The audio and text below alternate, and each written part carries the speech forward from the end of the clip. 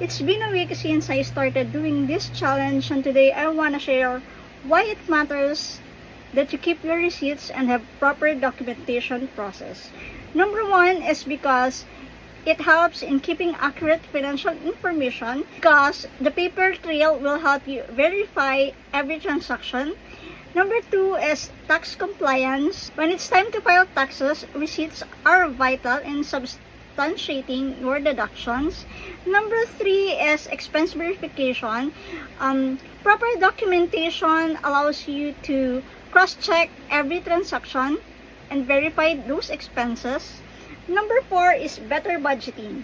Having detailed records of your transaction help you analyze your spending habits and therefore helps you create a more effective budget. So stay organized, use digital tools if necessary like HubDoc and Expensify. Set up a system, record them immediately, and do a regular review. This may seem like a small task, but eventually this will have a big impact on your overall business financial health.